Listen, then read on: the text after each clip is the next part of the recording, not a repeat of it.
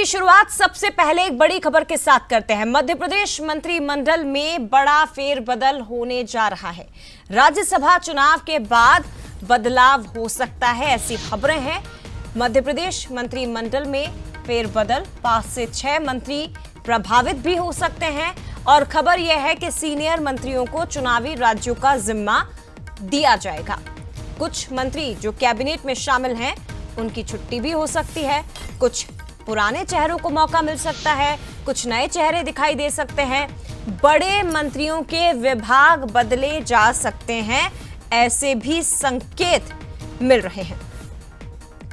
तो मंत्रिमंडल विस्तार, मंत्रिमंडल में फेरबदल और 5 से 6 मंत्री प्रभावित उससे हो सकते हैं, ऐसी भी खबरें हैं। तो बड़े मंत्रियों के विभाग बदले जा सकते हैं, सीनियर मंत्रियों को चुनावी राज्यों का जिम्मा दिया जाएगा।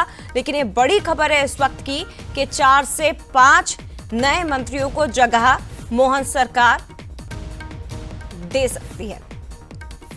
सीधे रुख करते हैं एग्जीक्यूटिव एडिटर मनोज साहनी जी इस वक्त हमारे साथ लाइव जुड़ गए हैं। मनोज जी, विस्तार की तैयारी, लेकिन एडजस्ट कैसे किया जाएगा?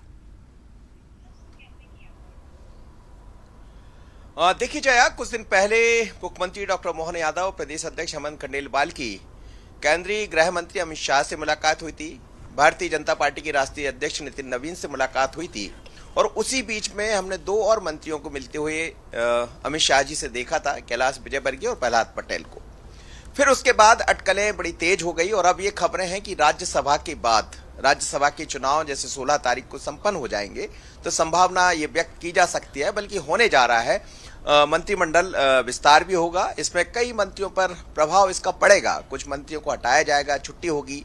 कुछ कई राज्यों में आप देख रहे हैं कि चुनाव है, जैसे असम है, पश्चिम बंगाल है, तो यहाँ की जिम्मेदारी दी जा सकती है कुछ सीनियर मंत्रियों को। यानी स्वाभाविक है, वहाँ की जिम्मेदारी मिलेगी तो फिर यहाँ से उनकी सेवाएं दूसरी जगह ली जाएगी। तो ये एक फेरबदल का जो संभावना दिखाई दे रही है, बल्कि इसकी तैयारियां भी हो गई है। कुछ ऐसे मंत्री हैं जिनके पास बड़े बड़े विभाग है, 2-2, 3-3 विभाग है, तो उनके विभाग में कुछ कटौती की जाएगी, उनको किसी और को दिया जाएगा।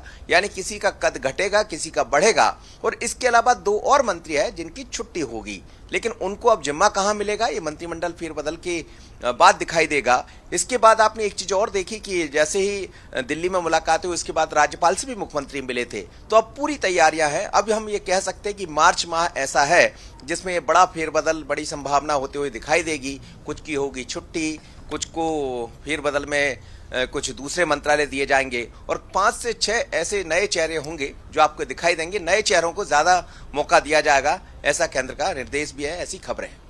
बहुत धन्यवाद आपका मनोज जी, तमाम जानकारी हम तक पहुंचाने के लिए।